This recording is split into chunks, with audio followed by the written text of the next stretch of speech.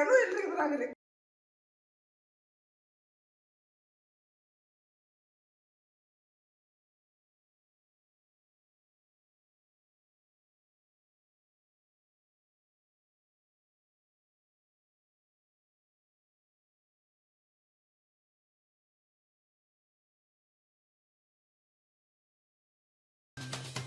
ಬಲಾಢ್ಯರಿಗೆ ಕಲ್ಲು ಗಣಿಗಾರಿಕೆಗೆ ಅವಕಾಶ, ಬಡವರ ಭೂಮಿ ಮೇಲೆ ಕಣ್ಣು, ಕ್ವಾರಿ ನಡೆಸಲು ಕಾಟೇರಮ್ಮ ದೇಗುಲವನ್ನು ಬಿಡದ ಬಲಾಢ್ಯರು. ನಮ್ಮ ಭೂಮಿ ನಮ್ಮ ದೇಗುಲ ನಮಗೆ ಉಳಿಬೇಕು ಎಂದು ಗ್ರಾಮಸ್ಥರ ಪಟ್ಟು. ದೇವನಹಳ್ಳಿ ತಾಲೂಕು ಕಚೇರಿ ಮುಂದೆ ಪ್ರತಿಭಟನೆ.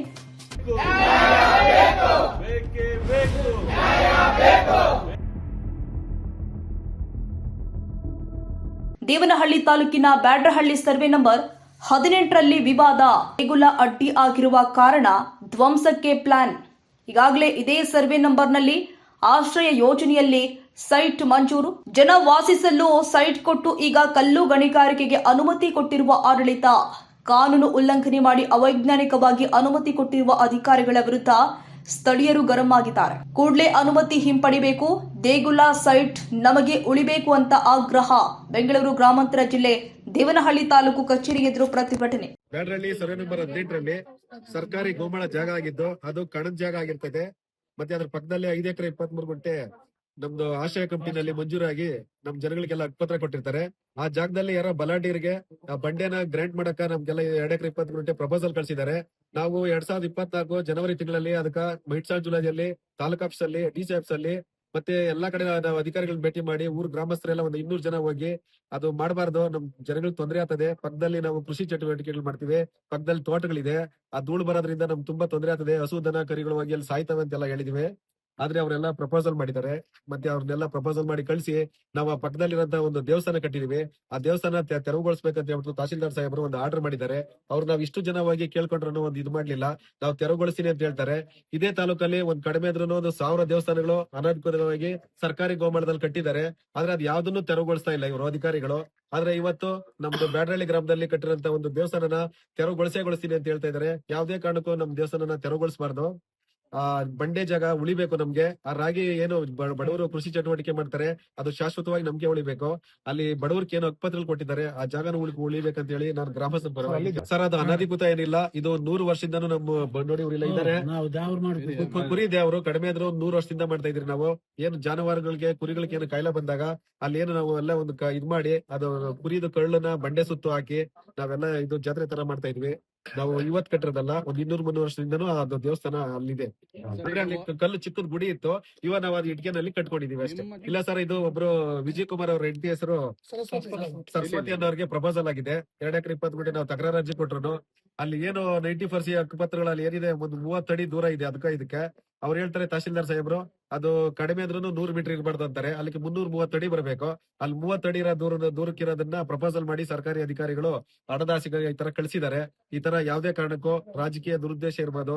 ಅವ್ರ ಅಧಿಕಾರಿಗಳು ಏನಿದ್ರು ಅವ್ರ ಕೈ ಕೆಳಗಡೆ ಕೆಲಸ ಮಾಡೋರ್ತಾರಲ್ಲ, ನಾವು ಟ್ಯಾಕ್ಸ್ ಕಟ್ಟೋ ದುಡ್ಡಲ್ಲಿ ಅವರು ಕೆಲಸ ಮಾಡೋದು. ನಮ್ಗ ಜನಗಳಕ ಗ್ರಾಮಸ್ಥರ್ಕ ಇದರಿಂದ ನ್ಯಾಯ ದೊರಸ್ಕೊಡ್ಬೇಕಂತ ಹೇಳಿ ನಾನು ಗ್ರಾಮಸ್ಥರು ಯಾರಂದ್ರೆ ಪ್ರಸನ್ನ ಕುಮಾರ್ ಇದಾರಲ್ಲ, ಅವ್ರ ತಮ್ಮ ಅವ್ರ ಅಣ್ಣ ಇದಾರಲ್ಲ ವಿಜಯ್ ಕುಮಾರ್, ಅವ್ರ ಹೆಂಡತಿಗೆ ಮಾಡಿದ್ದಾರೆ.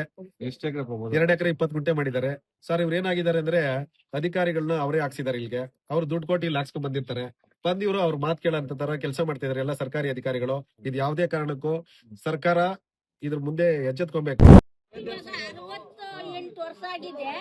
ನಾವು ಚಿಕ್ಕ ಹುಡುಗರಾಗಿಂದ ಅಲ್ಲಿ ಸಿಕ್ಕದೊಂದು ದೇವಸ್ಥಾನ ಕಟ್ಟಿದ್ರಿ. ಅವತ್ತಿನಿಂದ ನಾವು ಕುರಿ ದೇವ್ರ ಮಾಡ್ಕೊಂಡೇ ಬಂದ್ರೆ ಈ ಸಿಕ್ಕ ದೇವಸ್ಥಾನ ಬೇಡ ಅಂತ ಹೇಳ್ಬಿಟ್ಟು ಇವತ್ತು ದೊಡ್ಡ ದೇವಸ್ಥಾನ ಕಟ್ಕೊಂಡಿದ್ದೀರಿ. ಅದ್ರ ಮ್ಯಾಗ ದುಡ್ಡು ತಕೊಂಡಿವ್ರು ಬಂಡೆ ತಕೊಂಡು ಪರ್ಮಿಷನ್ ತಕೊಂಡು ಇವತ್ತು ನಮ್ಗ ಜನಗಳಕ ಅನಾನುಕೂಲ ಮಾಡ್ತಾವ್ರೆ ಊರ್ ಜನನೇ. ಆದ್ರೆ ಇವಾಗ ನಮ್ಗ ಸೈಟ್ಗಳು ಇಲ್ಲ. ಸೈಟ್ಗಳು ಕೊಟ್ರೆ ಬಂಡೆ ಹೊಡ್ಯಕ್ ಆಗಲ್ಲ ಅಂತ ಇವ್ರು ನಮ್ಕ ಈ ಉದ್ದೇಶನೆ ಮಾಡ್ಕೊಂಡು ಕೊಟ್ಟಿರೋ ಹಕ್ಕುಪತ್ರಗಳನ್ನೆಲ್ಲ ಕಿತ್ಕೊಂಡು ಮನೇಲಿ ಇಟ್ಕೊಂಡ್ರು. ಅದ್ರಾಗೆ ಅದ್ರಾಗ ನಾನು ಒಂದು ಹಕ್ಕುಪತ್ರ ನಾನು ಮಡ್ಕೊಂಡಿದ್ದೆ. ಇಕ್ಕೊಂಡಿದ್ರು ಊರಿನ ಜನನೇ ಅಧಿಕಾರಿಗಳು. ಹೆಸರೇ ಹೇಳ್ಬಿಡ್ತೀನಿ, ಎಸ್ ಆಂಜನಪ್ಪನು ಮಡ್ಕೊಂಡಿದ್ದ. ಅದ್ರ ಇವತ್ತು ನಾನು ಒಂದ್ ಜೆರಾಕ್ಸ್ ಹಾಕ್ಸ್ಕೊಂಡ್ ಮಾಡ್ಕೊಂಡು ವಿಧಾನಸೌಧ ಗಂಟ ಹೋಗಿ ಹೋರಾಟ ಮಾಡ್ಕೊಂಡು ಸಿದ್ದರಾಮಯ್ಯನೋ DK ಶಿವಕುಮಾರ್ ಇವರು ಮುನಿಯಪ್ಪನು ಎಲ್ಲಾ ಕಡೆಯಿಂದ ಆರ್ಡರ್ ತಂದಿದ್ದೀನಿ. DC AC ಗಂಟ ಹೋಗಿದ್ದೀನಿ, ತಹಸೀಲ್ದಾರ್ ಗಂಟನೂ ಬಂದಿದ್ದೀನಿ. ಇವತ್ ನಮ್ಗ್ ನ್ಯಾಯನೇ ಸಿಗ್ತಾ ಇಲ್ಲ ಸರ್.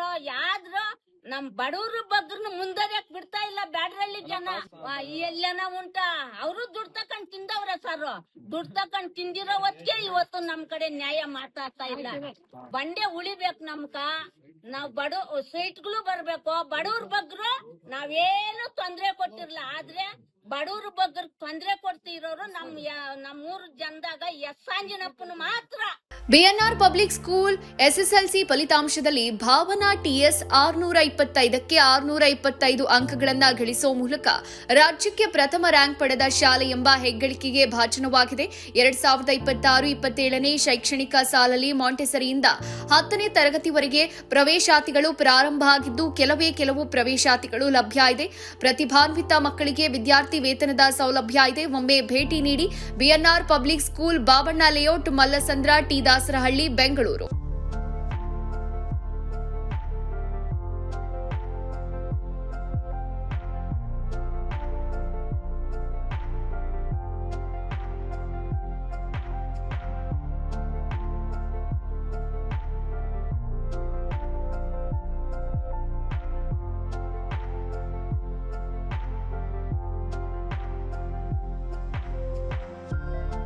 ಶಾಲೆಯ ಪ್ರಮುಖ ಸೌಲಭ್ಯಗಳು ಇಂತಿವೆ: ವಿಶಾಲವಾದ ಆಟದ ಮೈದಾನ, ಡಿಜಿಟಲ್ ತರಗತಿಗಳು, AI ಮತ್ತು ರೋಬೋಟಿಕ್ಸ್, ಯೋಗ, ಪಾಶ್ಚಿಮಾತ್ಯ ನೃತ್ಯ ಮತ್ತು ಭರತನಾಟ್ಯ ತರಗತಿಗಳು, ಚೆಸ್ ಅಕಾಡೆಮಿ, ಕ್ರಿಕೆಟ್ ಅಕಾಡೆಮಿಯಂತೆ 2024-25ನೇ ಸಾಲಿನ SSLC ಪರೀಕ್ಷೆಯ ಫಲಿತಾಂಶದಲ್ಲಿ ರಾಜ್ಯಮಟ್ಟದ 5 ರ್ಯಾಂಕ್ ಪಡೆದಿರುವುದು. ಅದರಲ್ಲಿ ಭಾಸ್ಕರ್ಯನ್ 625ಕ್ಕೆ 622 ಪಡೆದು ರಾಜ್ಯಕ್ಕೆ 4ನೇ ರ್ಯಾಂಕ್ ಗಳಿಸಿರುವುದು ಶ್ಲಾಘನೀಯ. ಮತ್ತು ಗುಜರಾತ್ನಲ್ಲಿ ನಡೆಯುವ ರಾಷ್ಟ್ರಮಟ್ಟದ ಟೈಕ್ವಾಂಡೋ ಸ್ಪರ್ಧೆಗೆ ನಮ್ಮ ಶಾಲೆಯ ಮಕ್ಕಳಾದ ಸುತನ್, ಶಿವಾನಿ, ಕುಶಿಕಾ ಆಯ್ಕೆಯಾಗಿರುವುದು ಹೆಮ್ಮೆಯ ವಿಷಯ.